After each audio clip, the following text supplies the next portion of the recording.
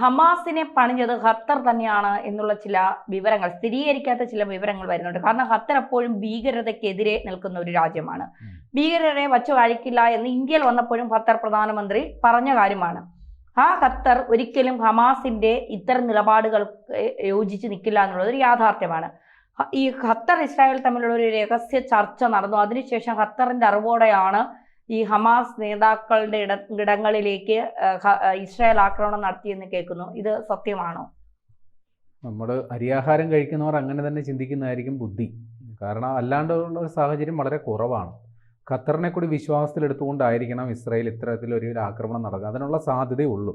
കാരണം പലതാണ്. കാരണം ഈ ഖത്തർ ഈ പലസ്തീനും അല്ലെങ്കിൽ ഇസ്രായേലും തമ്മിലുള്ള, അല്ലെങ്കിൽ ഹമാസും ഇസ്രായേലും തമ്മിലുള്ള മധ്യസ്ഥ ചർച്ചകൾക്ക് വേദിയാകാൻ തുടങ്ങിയിട്ട് കുറേയായി. രണ്ടുപേരും തമ്മിലുള്ള ചർച്ചകൾ പലവട്ടം നടന്നു, പക്ഷേ ഒന്നും ഫലവത്തായില്ല. അതിന് പ്രധാന കാരണം ഹമാസ് അതിൻ്റെ കടുംപിടുത്തം പിടിക്കുന്നതാണ് ഏറ്റവും വലിയ പ്രശ്നം. ഹമാസ് വിലപേശൽ തന്ത്രമാണ്. ഈ ബന്ദികളെ അവരുടെ കസ്റ്റഡിയിൽ വെച്ചുകൊണ്ടുള്ള വിലപേശലിലാണ് ഹമാസ് അവസാന നിമിഷം വരെ നിൽക്കുന്നത്. അപ്പോൾ അതുകൊണ്ടാണ് ഈ ചർച്ചകൾ പലവട്ടവും വഴിമുട്ടിപ്പോയത്. ഈ ചർച്ചകൾക്ക് വേണ്ടിയിട്ട് ഈ ഹമാസ് നേതാക്കൾ ഖത്തറിൽ ഏതാണ്ട് തമ്പടിച്ച് കിടക്കുന്ന അവസ്ഥയുമുണ്ട്.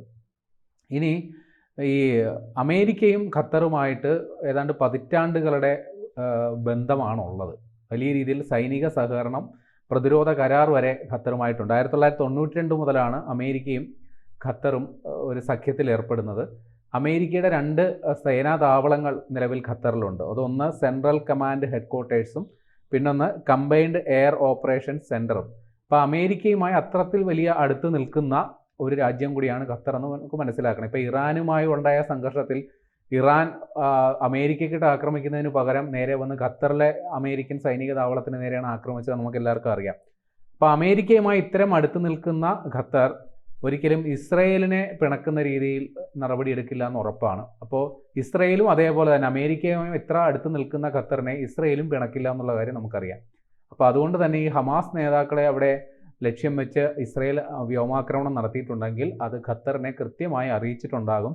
ഖത്തർ അധികൃതർ അവരുടെ വേണ്ടപ്പെട്ടവരെയൊക്കെ അവിടെ നിന്ന് ആ സമയത്തിനുള്ളിൽ മാറ്റിയിട്ടുണ്ടാകും. ഈ പറയുന്ന ഹമാസിൻ്റെ നേതാക്കളെ ഇട്ടുകൊടുത്തത് നമ്മുടെ ഖത്തർ ഭരണകൂടം തന്നെയാണെന്നാണ് നമുക്ക് മനസ്സിലാക്കേണ്ടത്. ഇനി മറ്റൊരു കാര്യം കൂടി പറഞ്ഞ് ഇക്കാര്യത്തിൽ വ്യക്തത വരുത്താം. അവിടെ ഈ വ്യോമാക്രമണം നടന്ന സ്ഥലത്ത് 6 പേർ കൊല്ലപ്പെട്ടു എന്നുള്ളതാണ് ഔദ്യോഗിക സ്ഥിരീകരണം. ബാക്കിയുള്ള വിവരങ്ങൾ നമുക്ക് വ്യക്തമല്ല. അതിൽ അവരുടെ ശവസംസ്കാര ചടങ്ങുകളിൽ ഈ ദേശീയ പതാക പുതപ്പിച്ചാണ് ഇവരുടെ ശവപേടകങ്ങൾ കൊണ്ടുവന്നത്. അതിൽ 1 എണ്ണത്തിൽ ഖത്തറിൻ്റെ ദേശീയ പതാകയാണ് പുതപ്പിച്ചിരുന്നത്, 5 എണ്ണത്തിൽ പലസ്തീൻ പതാകകളാണ് പുതപ്പിച്ചിരുന്നത്. അപ്പോൾ ഈ 5 പേരും ഹമാസിൻ്റെ നേതാക്കളാണ്, അല്ലെങ്കിൽ അതുമായി ബന്ധപ്പെട്ടവരാണ് കൊല്ലപ്പെട്ടതെന്നുള്ളത് വ്യക്തമാണ്. പക്ഷേ ഇതിൽ ഇസ്രയേലിൻ്റെ തന്നെ രഹസ്യാന്വേഷണ റിപ്പോർട്ട് പ്രകാരം ഹമാസിൻ്റെ തലമുതിർന്ന നേതാക്കൾ ഈ അപകടത്തിൽ കൊല്ലപ്പെട്ടിട്ടില്ല എന്ന തരത്തിൽ വാർത്തകളും വരുന്നുണ്ട്. പക്ഷേ അത് സംബന്ധിച്ചുള്ള വ്യക്തത ഇല്ല. പക്ഷേ ഇപ്പോൾ ഖത്തർ ഒരു മുഖം രക്ഷിക്കാനായിട്ടുള്ള നടപടികളുടെ ഭാഗമായി, കാര്യം അന്താരാഷ്ട്ര തലത്തിൽ വലിയ നാണക്കേടാണല്ലോ. കാര്യം ഒരു പരമാധികാര രാഷ്ട്രത്തിനെ ഇസ്രയേൽ കയറി അടിച്ചിട്ട് പോയി എന്നാണല്ലോ നമ്മൾ വിലയിരുത്തുക. രണ്ടുപേരും തമ്മിൽ രഹസ്യധാരണ ഉണ്ടോ ഇല്ല എന്നുള്ളത് അറിയില്ല. എന്നിരുന്നാലും പൊതുവെ നോക്കുമ്പോൾ അന്താരാഷ്ട്ര തലത്തിൽ ഖത്തർ നാണം കെട്ട് നിൽക്കുകയാണ്. കാര്യം അവരെ കയറി അടിച്ചിട്ടാണ് പോയേക്കുന്നത്. അപ്പോൾ അവർ ഇപ്പോൾ മാനക്കേട് മാറ്റാൻ വേണ്ടി UN രക്ഷാസമിതിയിൽ ഖത്തറിൻ്റെ പ്രധാനമന്ത്രി, അയാളുടെ പേര് Sheikh Mohammed bin Abdul bin Rahman Jassim Al Thani എന്നാണ്. അദ്ദേഹം പോയി പ്രസംഗിച്ചിട്ട് പറയുകയാണ്,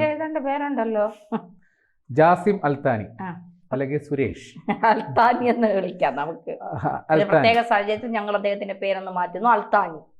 അപ്പോൾ ഈ അൽത്താനി അവിടെ ചെന്ന് പ്രസംഗിച്ചിട്ട് പറയുകയാണ്, ഈ ബന്ദികളുടെ മോചനം സംബന്ധിച്ചാണ് ഇസ്രയേലും ഹമാസുമായിട്ട് ചർച്ചകൾ നടക്കുന്നത്. ഏതാണ്ട് 20ഓളം പേർ ഹമാസിൻ്റെ പിടിയിലുണ്ടെന്നുള്ളതാണ് കണക്ക്.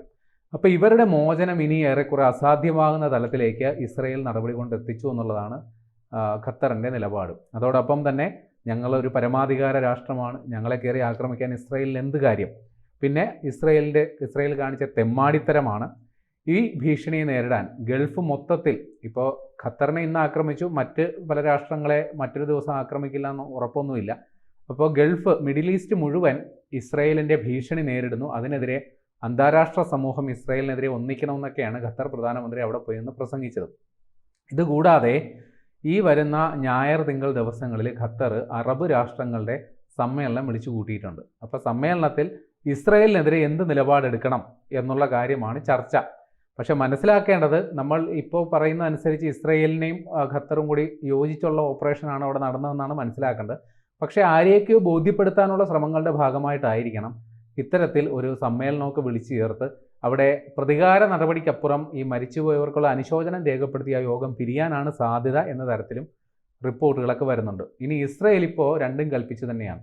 ഏതാണ്ട് 3 ദിവസം കൊണ്ട് 6 രാജ്യങ്ങൾക്കെതിരെയാണ് ഇസ്രയേൽ ആക്രമിച്ചത്. അതൊന്ന് പലസ്തീനാണ്, പിന്നെ ഉള്ളത് Lebanon, Syria, Tunisia, Qatar, Yemen. ഈ രാജ്യങ്ങൾക്കെതിരെ ഇസ്രയേൽ ആക്രമണം നടത്തിയിട്ടുണ്ട്. അപ്പോൾ പേടിക്കാനൊന്നുമില്ല, വെച്ചങ്ങ് അലക്കുകയാണ്.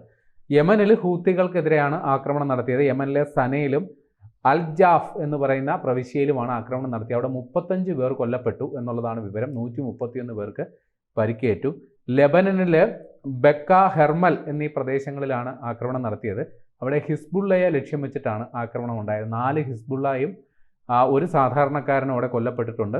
അവിടെ 8 വ്യോമാക്രമണം ഇസ്രയേൽ നടത്തിയെന്നുള്ളതും വരുന്നു. ഇനി ഖത്തറിൽ ദോഹയിൽ ഹമാസിൻ്റെ നേതാക്കളെ ലക്ഷ്യമിട്ടു. സിറിയയിൽ ഹോംസിൽ അവിടെ വ്യോമസേനാ താവളവും സൈനിക ബാരക്കും അടക്കം ഇസ്രയേൽ ആക്രമിച്ചിട്ടുണ്ട്. അപ്പോൾ ഇവിടെ ഇസ്രയേൽ ഇപ്പോൾ കടുത്ത നിലപാടുകളിലേക്ക് പോവുകയാണ്. ഇസ്രയേൽ പ്രധാനമന്ത്രി ബെഞ്ചമിൻ നെതന്യാഹു ഇപ്പോൾ പറയുന്നത് പലസ്തീൻ എന്ന് പറയുന്ന രാഷ്ട്രം ഇനിയില്ല, അല്ലെങ്കിൽ പലസ്തീൻ എന്ന് പറയുന്ന ആശയമേ ഇനിയില്ല, ആ പ്രദേശം മുഴുവൻ ഞങ്ങൾക്ക് അവകാശപ്പെട്ടതാണ്, അത് പൂർണ്ണമായി ഇസ്രയേൽ പിടിച്ചടക്കും എന്നുള്ളതാണ്. ഇത് പറയുന്നത് വെസ്റ്റ് ബാങ്കിൽ നിന്നുകൊണ്ടാണ്. വെസ്റ്റ് ബാങ്കിൽ ഇസ്രയേൽ ഒരു എന്താ പറയുക, ജൂത കോളനി സൃഷ്ടിക്കാനുള്ള ശ്രമമാണ്. അവിടെയുള്ള പലസ്തീൻകാരെ മുഴുവൻ ആട്ടി ഓടിച്ചിട്ട് അല്ലെങ്കിൽ അവിടെ തുടച്ച് നീക്കിക്കൊണ്ട് ഏതാണ്ട് 3400 വീടുകളാണ് ഇസ്രയേൽ അവിടെ നിർമ്മിക്കുന്നത്. അവിടെ ജൂതന്മാരെ കൊണ്ട് അധിവസിപ്പിച്ച് അത് ഒരു ഇസ്രയേലിൻ്റെ കോളനിയാക്കി മാറ്റുക എന്നുള്ളതാണ് ലക്ഷ്യം. അപ്പോൾ അവിടെ നിന്നുകൊണ്ട് പറയുകയാണ്, ഞങ്ങൾ വാഗ്ദാനം നിറവേറ്റും, ജൂതന്മാർക്ക് ഞങ്ങൾ നൽകിയ വാഗ്ദാനം നിറവേറ്റും. ഈ പറയുന്ന ഭൂമി, പലസ്തീൻ എന്ന് പറയുന്ന ഭൂമി, അത് ഞങ്ങൾക്ക് അവകാശപ്പെട്ടതാണ്, അത് ഞങ്ങൾ പിടിച്ചെടുക്കുക തന്നെ ചെയ്യും. അതുകൂടാതെ ഇപ്പോൾ വെസ്റ്റ് ബാങ്കിൽ നിന്നുകൊണ്ടാണ് സംസാരിക്കുന്നത്. അവിടുത്തെ ജനസംഖ്യ, അതായത് ഈ 3400 വീടുകളിൽ കൊണ്ടുവന്ന് ജൂതരെ കുടിയിരുത്തും എന്ന് പറയുന്ന ആ എണ്ണം അത് ഇരട്ടിപ്പിക്കും എന്നുള്ളതും പറയുന്നു. ഇനി ഒരു കാരണവശാലും ഈ പറയുന്ന എന്താ പറയുക, ഇതിൽ നിന്ന് പിന്നോട്ടില്ല എന്നുള്ളൊരു നിലപാട് തന്നെയാണ് പറയുന്നത്. ഈ പറയുന്ന വെസ്റ്റ് ബാങ്കിൽ 3400 കുടിലുകൾ നിർമ്മിക്കാനായിട്ടുള്ള പരിപാടിയൊക്കെ തുടങ്ങിയത് 1967 ശേഷമാണ്. അപ്പോൾ അന്നു മുതൽ വലിയ രീതിയിലുള്ള അന്താരാഷ്ട്ര സമൂഹത്തിൻ്റെ എതിർപ്പുകൾ അവഗണിച്ചുകൊണ്ടാണ് ഇസ്രയേൽ അവരുടെ നടപടികളുമായിട്ട് മുന്നോട്ട് പോകുന്നത്. പ്രത്യേകിച്ച് ഐക്യരാഷ്ട്ര സഭയിലടക്കം വലിയ രീതിയിലുള്ള എതിർപ്പ് ഇസ്രയേൽ ഇക്കാര്യത്തിൽ നേരിടുന്നുണ്ട്. പക്ഷേ അതൊക്കെ അവഗണിച്ച് തന്നെയാണ് മുന്നോട്ട് പോകുന്നത്. പക്ഷേ ഇപ്പോൾ കാര്യങ്ങൾ കുറച്ചുകൂടി കടുപ്പിക്കുകയാണ്. കാരണം ബ്രിട്ടനും ഫ്രാൻസും എല്ലാം തന്നെ ഐക്യരാഷ്ട്രസഭയുടെ വാർഷിക ജനറൽ ബോഡി യോഗം ഇപ്പം നടന്നുകൊണ്ടിരിക്കുകയാണ്. അതിൽ പലസ്തീനെ സ്വതന്ത്ര പരമാധികാര രാഷ്ട്രമായി അവർ അംഗീകരിക്കും എന്നുള്ള നിലപാടൊക്കെയാണ് എടുത്തേക്കുന്നത്. അപ്പോൾ അന്താരാഷ്ട്ര തലത്തിൽ ഇസ്രയേലിന് വലിയ എതിർപ്പുകൾ നേരിടുന്നുണ്ട്, വലിയ സമ്മർദ്ദങ്ങൾ നേരിടുന്നുണ്ട്. അപ്പോഴും അവർ അവരുടെ പ്രഖ്യാപിത അജണ്ടകളുമായിട്ട് തന്നെ മുന്നോട്ട് പോകും എന്നുള്ള നിലപാടിൽ തന്നെയാണ് ഇപ്പോഴുള്ളത്.